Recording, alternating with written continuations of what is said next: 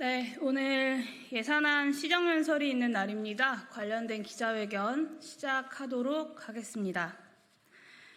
윤석열, 김건희 부부를 꼭 닮은 2025년 분식회계 예산안 탄핵해야 마땅합니다. 오늘은 윤석열 대통령이 2025년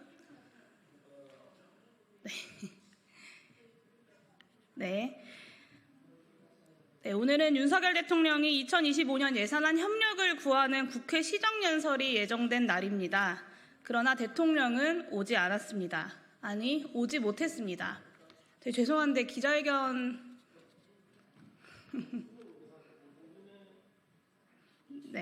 다시 처음부터 시작하겠습니다. 윤석열, 김건희 부부를 꼭 닮은 2025년 분식회계 예산안 탄핵해야 마땅합니다. 오늘은 윤석열 대통령이 2025년 예산안 협력을 구하는 국회 시정연설이 예정된 날입니다. 그러나 대통령은 오지 않았습니다. 아니, 오지 못했습니다. 국회를 무시하느라 오랜 민주주의 관례를 무너뜨리고 개원식에 이어서 시정연설마저 피한 것이 아니라 본물처럼 터져나오는 대통령 부부의 반헌법적 불법 의혹들로 차마 국회에 얼굴을 들이밀 수조차 없었을 것입니다. 국정 최고 책임자로서의 국민 앞에 설 정치적 도덕적 권위를 완전히 상실했기 때문입니다. 심지어 윤석열 정부 들어 세 번째 본예산인 2025년 예산안은 그야말로 분식회계 예산안입니다. 사적 이익을 챙기기 위해 공적 권력을 거침없이 남용하고 오용하는 그 불법 편법의 양태가 영락없이 대통령 부부와 닮았습니다. 그렇기 때문에 2025년 예산안도 탄핵되어야 합니다. 지금부터 2025년 예산안이 왜 분식회계 예산안인지 말씀드리겠습니다. 윤석열 정부 들어 부자 대기업 감세에 따른 세수 결손은 이제 거의 일반적이고 반복적인 구조로 접어들었습니다. 2023년 56.4조 원 세수 결손에 이어서 올해는 아무리 낙관적으로 보아도 30조 원 세수 결손이 예정되어 있습니다. 그러면서도 윤석열 정부의 재정당국은 2년 연속 대규모 세수 결손에도 재정지표는 외견상 양호해 보여야 한다는 재정건전성 강박증만 고수합니다. 이 강박증은 예산안 편성에 있어 필연적으로 두 가지를 강제합니다. 첫째는 국가 비전도 정책 목표도 없는 긴축 예산입니다. 2025년 예산안의 총 수입 증가율은 6.5%입니다. 그런데 총 지출 예산 증가율은 그 절반에 불과한 3.2%입니다. 총 지출 중에서도 법적 의무 지출이 아닌 재량적 재정 지출 증가율은 0.8%에 불과합니다. 2%대 물가 인상률 전망치를 반영하면 재량 재정 지출 증가율은 실제로는 마이너스입니다. 2025년 예산안을 이렇듯 초긴축 예산안으로 제출한 이유는 당연히 대규모 세수 결손에도 불구하고 표면적으로나마 재정 수지나 국가 부채율이 악화되는 것은 최소화해야 한다는 강박 때문입니다.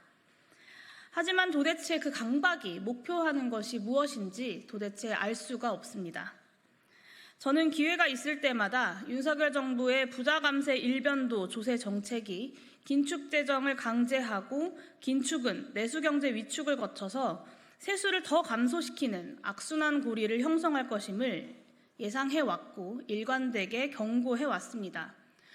올해 경제성장률 전망은 불행하게도 저의 경고가 현실이 되었음을 입증합니다. 지난 3분기 GDP 성장률은 0.1%였습니다.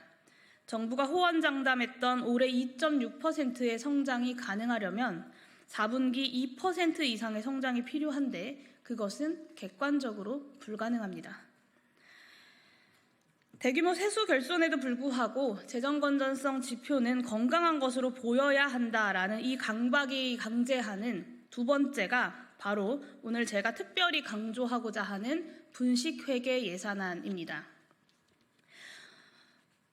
우선 2025년 국세 수입 전망부터 신뢰할 수 없습니다. 2025년 국세 수입 전망치의 382.4조 원은 올해 예산안에 367.3조 원보다 4.1% 증가한 것입니다. 하지만 올해 9월 세수 재추계 결과 정부는 예산 대비 30조 원가량 세수가 덜 거칠 것으로 예상했습니다. 8월까지 세수 진도율이 지난해 70.2%보다 더 낮은 63.2%라는 점을 감안하면 올해 세수 결손도 2023년 수준에 근접할 것으로 보는 것이 합리적입니다. 윤석열 정부는 2022년과 2023년의 대규모 부자 대기업 감세에 이어서 2025년에도 상속증여세법 개정안 등 향후 5년간 18.4조 원에 이르는 초부자 감세안을 예산 부수 법안으로 제출했습니다. 한마디로 2025년 국세 수입 전망치 역시 관리재정수지 적자율을 마이너스 3% 이하로 만들겠다는 강박에 따른 사기성 전망일 가능성이 매우 높다는 것입니다. 국세 수입이 올해 예산안 대비 4.1% 증가해야 관리재정수지 적자율이 마이너스 2.9%로 윤석열 정부가 공언한 기준선 아래로 떨어집니다. 불가능하고 지키지 못할 수치이지만 일단 국민들에게 보여주는 재정건전성 지표를 양호한 것으로 만들려니 이렇게 무리해서라도 국세 추계를 조작하고 있는 것입니다. 다음으로 윤석열 정부가 세수 결손에 따른 적자를 메우는 방법은 2025년도 예산안의 분식회계적 성격을 제대로 보여줍니다. 정부가 내년에 기금으로부터 돈을 빌려오는 규모는 15조 원대에 이릅니다. 기금을 끌어다 쓰려고 환율 안정을 위한 외국 환평기금의 5조 원 안팎 원화 자산을 공적자금관리기금에 조기 상환하겠다고 합니다. 이는 당장 대외 신인도에 영향을 미칠 만한 아주 중대한 사안입니다. 국가부채율이 지금보다 1, 2%포인트 높은 정부와 세수 결손에도 재정수지의 대외적 장부 관리만을 위해서 외평기금에 손을 대는 정부, 국내외 시장이 둘 중에 어느 정부를 더 불신할지 답은 뻔합니다. 기금으로부터 돈을 빌려오는 것은 국가 재정 안에서의 내부 거래입니다. 결국 기금에 다시 상환해야 한다는 점에서 국채 발행 시기를 1, 2년 정도 미루는 행위에 불과합니다.